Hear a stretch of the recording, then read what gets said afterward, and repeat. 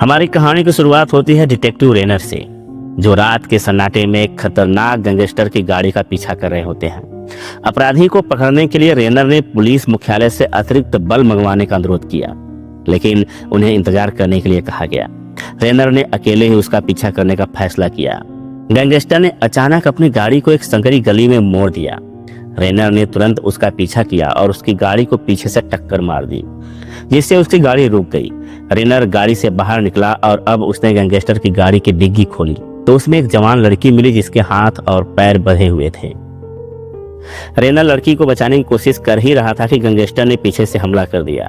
रेनर ने साहस दिखाते हुए उसका डटकर मुकाबला किया और अपने दमदार वार से गैंगस्टर को बेबस कर दिया। गैंगस्टर को गिरफ्तार करते समय रेनर ने लड़की को अपना गुस्सा निकालने का मौका दिया। लड़की ने गुस्से में गैंगस्टर के सिर पर डंडे से कई वार किए। कुछ दिनों बाद गैंगस्टर को कोर्ट में पेश किया गया। सरकारी वकील जेम्स ने उसके खिलाफ ठोस सबूत और गंभीर आरोप पेश किए। जज ने अपराधी को दोषी ठहराते हुए उसे फांसी की सजा सुनाई, लेकिन उसके गुनाह इतने भयानक थे कि उसे आम तरीके से फांसी नहीं दी गई। सबके सामने उसे एक विशेष चैम्बर में डालकर बिजली के झटकों से सजाए मौत दी गई। इसके बाद कहानी हमें एक अंडरग्राउंड फाइट क्लब में ले जाती है, जहां कुछ साइबोर्ग क्रिमिनल्स को देखते हैं। ये साइबोर्ग क्रिमिनल्स ऐसे अपराधी हैं जिनके शरीर में अत्याधुनिक तकनीकी से बनाए गए हथियार फिट किए गए हैं। वे सभी हाल ही में हुई उस गैंगस्टर की फांसी के बारे में चर्चा कर रहे थे। असल में उस गैंगस्टर के पास एक खास चिप थी जिसमें बेहद कीमती और खुफिया डॉक्यूमेंट्स थे। अब वह चिप सरकारी वकील जेम्स के कब्जे में थी। इससे पहले कि जेम्स उस चिप से उनके खिलाफ कोई सबूत जुटा पाता, इन साइबोर्ग क्रिमिनल ने चिप को चुराने की साजिश रचना शुरू कर दी। उधर जेम्स, जिसने हाल ही में वह बड़ा केस जीता था, अपनी सफलता का जश्न मना रहा था। उसने खुद को एक नई चमचमाती गाड़ी गिफ्ट की और अपनी एक्स गर्लफ्रेंड डारिया को डिनर पर बुलाया। डारिया से जेम्स का रिश्ता पहले खत्म हो चुका था, क्योंकि जेम्स को हर चीज अपने हिसाब से चलाने की आदत थी और डारिया उसकी हुकूमत पसंद नहीं करती थी। हालांकि इस बार जेम्स ने डारिया के साथ नई शुरुआत करने की कोशिश की। डिनर के बाद उसने डारिया को अपनी नई गाड़ी दिखाने के बहाने ड्राइव पर ले जाने का प्रस्ताव दिया, लेकिन डारिया ने उसकी बात मानने से इनकार कर दिया और कहा कि वह सीधे घर जाना चाहती है। जेम्स गुस्से में डारिया को घर छोड़ने निकल पड़ा। जाने से पहले उसने डारिया से कहा कि वह उसे वापस पाने के लिए किसी भी हद तक जा सकता है। यह सुनकर डारिया को एहसास हुआ कि जेम्स अब भी पहले जैसा ही है, जिद्दी और नियंत्रित करने वाला। गुस्से में वह घर चली गई। इधर जेम्स अपने ऑफिस की ओर जा ही रहा था, तभी उसे अपने असिस्टेंट यास का फोन आया। यास ने बताया कि गैंगस्टर से मिली चिप में छुपी हुई फाइल्स निकालने का तरीका मिल गया है। जेम्स ने तुरंत अपनी गाड़ी के खुफिया डिब्बे में चिप को छुपा दिया और ऑफिस पहुंच गया। वहां यास ने समझाया कि चिप को हैक करने के लिए गैर कानूनी तरीकों का सहारा लेना पड़ेगा। उसने सलाह दी कि कोर्ट से अनुमति लेकर ही आगे बढ़ना चाहिए, लेकिन जेम्स को समय बर्बाद करने का कोई शौक नहीं था। उसने खुद ही चिप खोलने की कोशिश शुरू कर दी। तभी उसे सिक्योरिटी गार्ड का मैसेज आया कि उसकी तबीयत ठीक नहीं है और वह जल्द ही घर जाना चाहता है, लेकिन जल्द ही खुलासा हुआ कि गार्ड को साइबोर्ग गुंडों ने मार डाला था। कुछ ही देर में साइबोर्ग अपराधी का गैंग ऑफिस में घुस आया। जेम्स ने तुरंत अपनी बंदूक उठाई और उन पर गोलियां चलानी शुरू कर दी, लेकिन गैंग में मौजूद हेनरी नाम के साइबोर्ग के हाथ में एक शॉटगन फिट थी। उसने जेम्स पर वार किया और उसे पकड़कर कुर्सी से बांध दिया। इसके बाद गैंग ने जेम्स को धमकाते हुए चिप उनके हवाले करने को कहा, लेकिन जेम्स ने साफ मना कर दिया। तभी गैंग में मौजूद एस नाम की एक साइबोर्ग ने अपने ब्लो टार्च की मदद से जेम्स के लैपटॉप को जला दिया। उसके बाद उसने जेम्स का मुंह आग में झुलसाने की कोशिश की। जेम्स जख्मी हो चुका था, लेकिन उसने हार नहीं मानी। वह किसी तरह उठ खड़ा हुआ और हेनरी पर हमला कर दिया, मगर हेनरी ने अपनी साइबोर्ग ताकत से जेम्स की बाजू की हड्डी तोड़ दी और उसे एक बार फिर कुर्सी से बांध दिया। गैंग में मौजूद पेन नाम के साइबोर्ग ने देखा कि जेम्स इतनी आसानी से झुकने वाला नहीं है। उसने अपनी उंगली में लगी ड्रिल निकाली और बेरहमी से जेम्स की आंखों में घुसा दी। आखिरकार हेनरी ने जेम्स को पकड़कर खिड़की से नीचे फेंक दिया। जेम्स सीधे अपनी नई गाड़ी पर गिरा और वहीं उसकी मौत हो गई। उसकी गाड़ी खून से लथपथ हो गई। अगली सुबह जब पुलिस ने जेम्स की लाश बरामद की तो यह मामला डिटेक्टिव रेनर को सौंपा गया। रेनर ने तुरंत जेम्स के कातिलों को ढूंढने का मिशन शुरू कर दिया। दूसरी ओर साइबोर्ग गैंग टेलन नाम के एक साइंटिस्ट के पास पहुंचा। यह वही साइंटिस्ट था जिसने इन्हें साइबोर्ग में बदलकर उन्हें ताकतवर बनाया था, लेकिन गैंग अब तक चिप हासिल नहीं कर पाई थी, जिससे टेलन बेहद नाराज था। उसने उन्हें जल्द से जल्द चिप ढूंढने का आदेश दिया। अब गैंग ने जेम्स से जुड़े सभी लोगों को निशाना बनाने का और चिप तक पहुंचने का प्लान तैयार किया। उधर जेम्स की नई गाड़ी लजारो, जो अब जंक यार्ड में पड़ी हुई थी, एक अजीब घटना का हिस्सा बनने वाली थी। एक मजदूर अपना काम खत्म कर जंक यार्ड का दरवाजा बंद कर रहा था कि तभी उसने गाड़ी के इंजन की आवाज सुनी। वह वही गाड़ी थी जो जेम्स के खून से सनी हुई थी और अब किसी रहस्यमयी शक्ति शायद जेम्स की आत्मा के वश में थी। मजदूर ने गाड़ी के पास जाकर देखने की कोशिश की, लेकिन लजारो ने अचानक उसे जोरदार टक्कर मार दी और कुचलते हुए जंकयार्ड से बाहर भाग गई। यह गाड़ी अब जिंदा हो चुकी थी और अपनी मौत का बदला लेने पर उतारू थी। अगली सुबह जेम्स का अंतिम संस्कार हो रहा था। डारिया उसे आखिरी बार देखने आई थी। जब वह घर लौटी तो उसे डिटेक्टिव रेनर का फोन आया, जो जेम्स के केस के बारे में पूछताछ करना चाहता था, लेकिन डारिया ने कहा कि वह अभी इस बारे में बात करने के लिए तैयार नहीं है। दूसरी तरफ हेनरी नाम का साइबोर्ग एक नाइट क्लब में से बाहर आ रहा था। तभी लजारो ने उसे निशाना बना लिया। गाड़ी अचानक वहां पहुंची और उसका पीछा करने लगी। हेनरी ने जान बचाने के लिए दौड़ना शुरू किया, लेकिन जल्द ही वह एक सुनसान गली में फंस गया। लजारो ने उसे घेर लिया, लेकिन हेनरी ने तेजी से एक स्टोर के पिछले दरवाजे को खोलकर खुद को अंदर बंद कर लिया।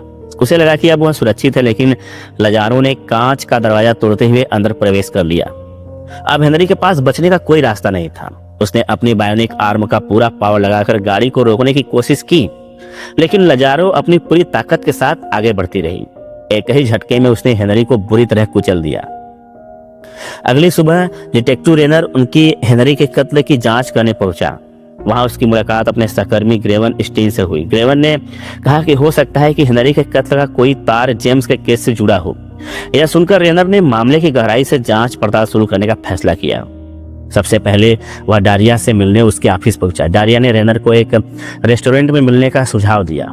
वहां रेनर ने उसे कहा कि जेम्स के हत्यारों का मकसद केवल बदला लेना नहीं था, बल्कि वे कुछ खास चीज की तलाश में थे। डारिया ने इस बारे में अनजान होने का दावा किया। जाने से पहले रेनर ने उसे सावधान रहने को कहा, क्योंकि यह मुमकिन था कि जेम्स के हत्यारे अब उसके पीछे भी आएंगे। डारिया जब घर लौटी तो रेनर की चेतावनी सच साबित होने लगी। ऐश दूर से डारिया पर नजर रख रही थी। रेनर के कहने पर एक पुलिसकर्मी डारिया के घर की रखवाली कर रहा था। डारिया को भी महसूस होने लगा कि कुछ बुरा होने वाला है, इसलिए उसने अपनी दोस्त मिला को अपने घर बुला लिया। दोनों सहेलियां एक साथ बैठकर बातें कर रही थी, लेकिन ऐश और उसके साथी अपने अगले कदम की योजना बना रहे थे। ऐश के आदमी पेन ने मौका पाकर बाहर तैनात पुलिस पर अचानक हमला किया। उसने अपनी उंगली में लगे ड्रिल को बेरहमी से पुलिस वाले के सिर में घुसा दिया, जिससे उसकी वहीं मौत हो गई। कुछ ही पलों में पेन और दो अन्य गुंडे डारिया के घर में घुस आए। इस वक्त डारिया अपने कमरे में गहरी नींद में थी। अचानक एक गुंडा लिविंग रूम में गया, जहां उसने मिला को सोते हुए देखा। गुंडे ने मिला को उठाने की कोशिश की, लेकिन वह डर के मारे जोर जोर से चिल्लाने लगी। उसकी चीख सुनकर डारिया की भी नींद टूट गई। मिला अपनी जान बचाने के लिए दरवाजे की ओर दौड़ी और उसे खोलने की कोशिश करने लगी, लेकिन दरवाजे पर ताला लगा था। इसी बीच गुंडे ने पीछे से उसका गला घोंटकर उसकी जान ले ली। उधर डारिया ने खतरे को भांप लिया और खुद को बचाने की कोशिश करने लगी। उसने अपने ड्रायर से बंदूक निकाली और एक ही झटके में गुंडे के सिर में गोली मार दी। तभी पेन अपने साथी की मदद के लिए वहां पहुंचा। डारिया ने देखा कि पेन ने उसके दोस्त मिला को मार डाला है। गुस्से और दुख में डारिया ने पेन को खत्म करने का फैसला किया, लेकिन बदकिस्मती से उसकी बंदूक में गोलियां खत्म हो गई। हालात को समझते हुए डारिया तेजी से पास के जंगल की ओर भाग निकली। पेन भी उसका पीछा करते हुए जंगल में आ गया। कुछ ही देर बाद उसने डारिया को पकड़ लिया और उसे नीचे गिरा दिया। अब पेन अपनी उंगली में लगे ड्रिल से डारिया का कत्ल करने वाला ही था कि अचानक जेम्स की आत्मा वाली कार वहां आ पहुंची। लजारो की तेज लाइट्स की चमक से पेन की आंखें चौधिया गई। जेम्स की आत्मा ने अपनी गाड़ी को डारिया की मदद करने का आदेश दिया। लजारो ने तुरंत पेन पर हमला करने के लिए अपनी गति बढ़ा दी। पेन घबराकर किसी तरह अपनी गाड़ी में बैठा और वहां से भाग निकला, लेकिन लजारो इतनी जल्दी पीछा छोड़ने वाली नहीं थी। पेन को कुछ देर बाद लगा कि वह सुरक्षित है, लेकिन अचानक लजारो उसकी गाड़ी के सामने प्रकट हो गई। यह देखते ही पेन के होश उड़ गए। लजारो ने पेन को गाड़ी को जोरदार टक्कर मारा, जिससे उसकी गाड़ी ब्रिज से नीचे गिर गई। गाड़ी बुरी तरह टूट फूट गई, लेकिन पेन किसी तरह जिंदा बच गया। हालांकि लजारो ने इस पर भी कोई रहम नहीं दिखाया। उसने अपनी पूरी ताकत से पेन को कुचल डाला, बिल्कुल वैसे ही जैसे उसने हेनरी को मारा था। कुछ समय बाद पुलिस डारिया के घर पहुंची। डारिया अब भी सदमे में थी। रेनर ने उसे सुरक्षित रखने के लिए अपने साथ एक होटल में ले आया। अगली सुबह रेनर डारिया के लिए खाना लेकर आया और उसे कमरे में बंद कर दिया, ताकि वह किसी खतरे से बची रहे। रेनर जैसे ही केस की जांच के लिए वहां से निकला, डारिया ने अपनी कुर्सी उठाई और खिड़की तोड़कर कमरे से बाहर आ गई। उसने रेनर से कहा कि वह जेम्स और मिला के हत्यारों तक पहुंचना चाहती है। उसने वादा किया कि जब तक यह केस सुलझ नहीं जाता वह रेनर से मुताबिक ही चलेगी। रेनर के पास अब कोई और विकल्प नहीं था, इसलिए उसने डारिया को अपने साथ डेटा मार्केट ले जाने का फैसला किया। यह एक खतरनाक जगह थी जहां गैर कानूनी सामान और जानकारी बेची जाती थी। वहां पहुंचकर रेनर को यह जानकर झटका लगा कि डारिया पहले भी इस जगह पर आ चुकी थी। डारिया ने खुलासा किया कि कुछ समय पहले वह भी एक अपराधी गिरोह का हिस्सा हुआ करती थी। रेनर यह सुनकर चौंक जाता है, लेकिन उसने खुद को शांत रखा। कुछ समय बाद वे एक पुराने वेयर हाउस पहुंचे जहां एक गुप्त सूचना देने वाला व्यक्ति, जिसे सब गुरु कहते थे, रहता था। गुरु ने उन्हें खुफिया जानकारी देने के लिए मोटी रकम मांगी। डारिया ने उसे पैसे दिए और गुरु ने वर्चुअल रियलिटी गॉगल्स लगाकर जानकारी निकालना शुरू कर दी। गुरु ने बताया कि साइबोर्ज गैंग का लीडर टेलन नाम का एक वैज्ञानिक है। टेलन वही इंसान है जिसने इन अपराधियों को साइबोर्ज बनाया था। गुरु और भी जानकारी देने ही वाला था कि तभी गैंग के एक आदमी ने अचानक सामने आकर गुरु को गोली मार दी। रेनर ने अपनी पिस्टल से गुंडे को मार गिराया, लेकिन जल्द ही एस और उसके गुंडों ने उन्हें घेर लिया। रेनर ने डारिया को भागने का आदेश दिया, जबकि वह खुद उन अपराधियों का सामना करने के लिए वहीं रुक गया। डारिया भागते भागते एक आर्काइव रूम में जा पहुंची जहां एस पहले से उसका इंतजार कर रही थी। एस ने डारिया से चिप मांगी, लेकिन डारिया ने साफ कर दिया कि वह इसके बारे में कुछ नहीं जानती। एस ने गुस्से में आकर हमला कर दिया और दोनों के बीच हाथापाई शुरू हो गई। डारिया, जो एक अच्छी फाइटर थी, ने एस का डटकर मुकाबला किया, पर फिर एस ने अपने फ्लेम थ्रोवर को एक्टिवेट किया और कमरे को आग में लपेट दिया। डारिया ने अपनी जान बचाने के लिए लैकर्स के पीछे छुपने का फैसला किया। वहीं उसे एक बंदूक मिल गई। डारिया ने एस पर गोली चला दी, जिससे अनजाने में एस का हाथ घूम गया और उसने अपनी ही बॉडी को आग लगा ली। डारिया ने इसका फायदा उठाते हुए कमरे में से भागने की कोशिश की, लेकिन एस जली हुई अवस्था में उसका पीछा करती रही। अब एस डारिया पर हमला करने ही वाली थी कि अचानक एक कार वहां आ पहुंची। गाड़ी ने एस को बेरहमी से कुचलकर मार डाला। डारिया ने जब गाड़ी को देखा तो वह थोड़ी घबरा गई, लेकिन फिर गाड़ी में किसी इंसान को न देखकर उसकी सांसें भी थम गई। फिर अचानक गाड़ी से जेम्स की आवाज सुनाई दी। डारिया का दिमाग इस पर विश्वास नहीं कर सका और वह उस घटना के शॉक से बेहोश होकर गिर पड़ी। जब उसकी आंखें खुली तो वह खुद को रेनर के घर पर पाया। रेनर ने डारिया के जख्मों पर मरहम लगाई और उसकी देखभाल की। तब डारिया ने उसका धन्यवाद किया। वह दीवार पर लगी हुई तस्वीरों को देख रही थी, जहां रेनर और उसकी बेटी की तस्वीरें थी। डारिया ने जाना कि गैंगस्टर ने बदला लेने के लिए रेनर की बेटी की हत्या कर दी थी, और यह सुनकर वह बहुत दुखी हुई। इस घातक घटना ने डारिया के दिल में रेनर के लिए सहानुभूति पैदा की और उसने रेनर से कहा कि वह उसे चाहने लगी है। रेनर के दिल में भी डारिया के लिए प्यार था और उन दोनों ने एक दूसरे को चूम लिया, परंतु वे दोनों यह नहीं जानते थे कि दूर से वह कार उन पर नजर रख रही थी। साइंटिस्ट टेलन ने अपनी साइबोर्ज सेना बना ली थी और अपने सैनिकों को निर्देश दिया कि वे उस गाड़ी को किसी भी हालत में खत्म कर दें। उनके साथियों को बेरहमी से कुचलकर मार डाली थी। टेलन ने वादा किया कि जो भी इस काम को करेगा उसे नए हथियारों से लैस कर दिया जाएगा। अगले दिन रेनर ने डारिया की नई केस की जानकारी दी, लेकिन डारिया ने बताया कि जब वह पेन और एस का सामना कर रही थी तब जेम्स की गाड़ी ने उसे बचाया था। डारिया का मानना था कि वह गाड़ी जेम्स की आत्मा के वश में है। हालांकि रेनर को इस पर विश्वास नहीं हुआ और उसे लगा कि डारिया की मानसिक स्थिति जेम्स की मौत के कारण प्रभावित हो गई है। डारिया गुस्से में आकर वहां से चली जाती है। रेनर ने अपनी मोटरसाइकिल पर डारिया का पीछा करने का सोचा, लेकिन अचानक गाड़ी उसके सामने आ गई और उसने हमला करने के लिए तेजी से गाड़ी आगे बढ़ाई। रेनर जैसे तैसे कुछ ही जगह पर चढ़कर दरवाजे से भाग निकला और फिर एक दूसरी मोटरसाइकिल उठाई और तेजी से भागने लगा।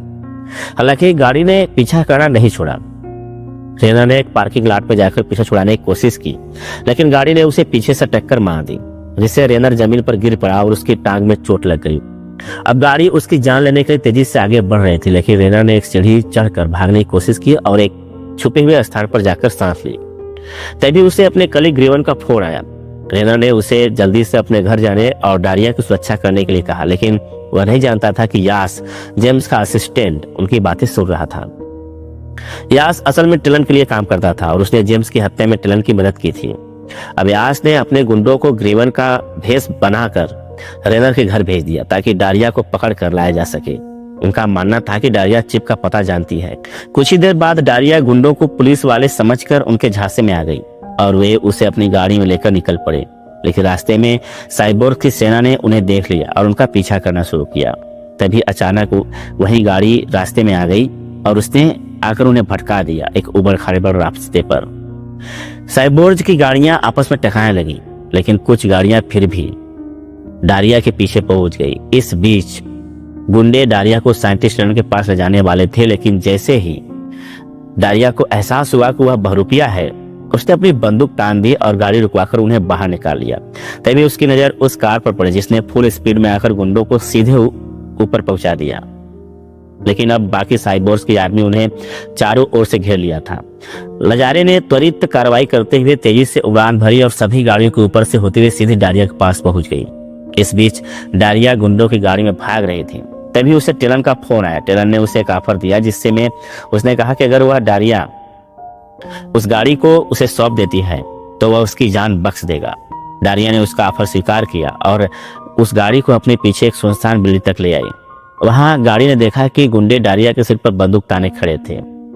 वह गाड़ी दौड़ी, लेकिन अचानक वह एक गड्ढे में गिर गई, जिससे गुंडे ने मौके का फायदा उठाकर गाड़ी पर अंधाधुंध गोलियां चला दी। गाड़ी की तलाशी के दौरान एक साइबोर्ग ने खुफिया चिप ढूंढ निकाली। चिप मिल जाने के बाद उसने अपने आदमियों को गाड़ी को टुकड़े टुकड़े करने का आदेश दिया।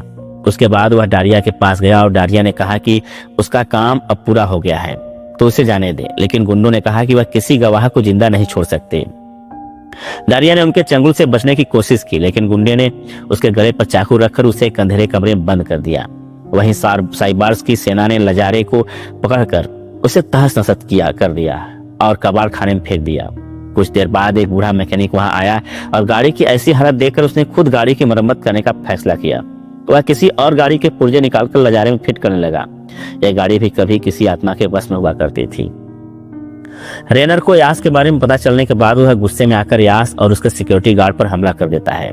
यास से जब रेनर ने पूछा कि डारिया और साइंटिस्ट टेलन कहाँ है और चिप में ऐसा क्या खास है, तो यास ने बताया कि उस चिप में खुफिया दस्तावेज हैं जो टेलन के सारे काले धंधे का पर्दाफाश कर सकते हैं। इसके बाद रेनर जख्मी हाल में भी डारिया को खोज निकालना पड़ता है। इस बीच बूढ़ा मैकेनिक लजारे की गाड़ी की मरम्मत पूरी कर लेता है, लेकिन गाड़ी चालू नहीं हो रही। अचानक गाड़ी फिर से जाग उठती है और बूढ़े मैकेनिक को उड़ा देती है। गाड़ी गुस्से में बेकाबू होकर शहर की सड़कों पर घूमने लगती है और उसका एकमात्र उद्देश्य डिटेक्टिव रेनर तक पहुंचना था। रेनर ने काफी प्रयासों के बाद साइंटिस्ट टेलन की लोकेशन का अंदाजा लगा लिया और नाइट क्लब के पास छानबीन करने पहुंचा। वह नहीं जानता था कि टेलन का अड्डा नाइट क्लब के नीचे अंडरग्राउंड टनल में था। वहां टेलन डारिया को अपने साथ शामिल होने के लिए मना रहा था और डारिया अपनी जान बचाने के लिए तैयार हो गई थी, लेकिन टेलन ने डारिया से अपना वफादारी साबित करने के लिए यास को मारने को कहा, क्योंकि उसने रेनर की खुफिया जानकारी दी थी। यास अपनी जान की भीख मांगने लगा, लेकिन डारिया को कोई फर्क नहीं पड़ा। उसने हंसते हुए यास पर शराब पिलाई और फिर खुद भी एक घूंट पी ली।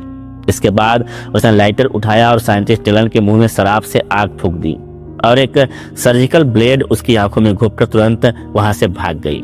साइंटिस्ट ने दर्द से कहराते हुए अपनी सेना को डारिया के पीछे लगा दिया, लेकिन पहले उसने यास को आग लगा दी थी। डारिया ने छिपकर एक गार्ड पर हमला किया और उसकी बंदूक छीन ली। इस बीच रेनर नाइट क्लब में पहुंच चुका था और उसने गार्ड को धमकाते हुए कहा कि उसे जल्दी से टेलन के पास ले चले, लेकिन इससे पहले कि गार्ड कुछ कहता, गाड़ी एंट्री मारकर उसके सामने आने वाले हर एक व्यक्ति को कुचलने लगी। उसका असली निशाना रेनर था। अफरा तफरी के बीच रेनर ने गार्ड को खुफिया दरवाजे से नीचे जाते हुए देखा और उसे का तुरंत पीछा किया।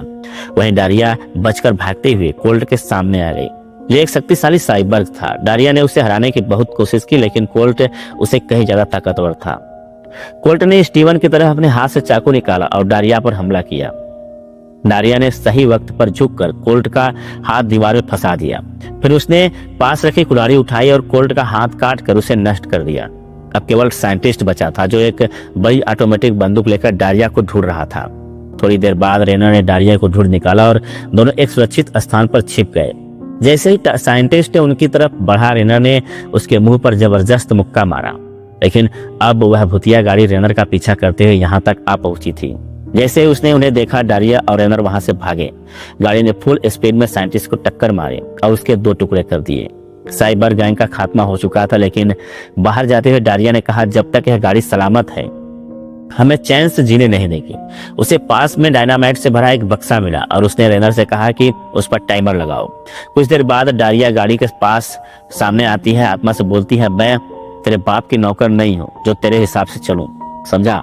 इससे जेम्स की आत्मा भड़क गई और गाड़ी फुल स्पीड में डारिया को मारने के लिए बढ़ने लगी, लेकिन डारिया ने सही वक्त पर वहां से हटकर गाड़ी को डायनामाइट के बक्से से टकरा दिया। इसके बाद वहां एक जबरदस्त धमाका हुआ जिससे रेनर और डारिया बाल बाल बच गए।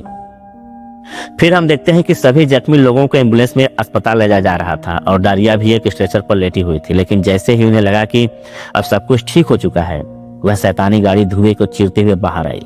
उसने पहले रेनर को टक्कर मारी और फिर धीरे धीरे डारिया के स्ट्रेचर को टक्कर दी, जिससे डारिया लुढ़कते हुए गाड़ी के अंदर चली गई। अब वह गाड़ी फुल स्पीड में खाई की ओर बढ़ रही थी। सही समय पर डारिया का दिमाग काम आया और उसने गाड़ी के सामान को निकालकर बाहर फेंकना शुरू किया। अंततः उसने एक ऐसी चीज बाहर फेंकी जिससे वह शैतानी गाड़ी चोटी के छोर पर आकर रुक गई। डारिया ने तुरंत बाहर निकलकर गाड़ी को धक्का दिया और उसे क्लिफ से नीचे गिरा दिया। गाड़ी समुद्र में गिरकर डूब गई और डारिया ने राहत की सांस ली। लेकिन आखिरी सीन में हम देखते हैं कि वह शैतानी गाड़ी समुद्र में डूबकर भी जिंदा थी। यहीं पर एक कहानी खत्म होती है। अगर वीडियो पसंद आई हो तो लाइक करें और चैनल को सब्सक्राइब करना ना भूलें। मिलते हैं अगले वीडियो में, तब तक के लिए आप अपना ख्याल रखें।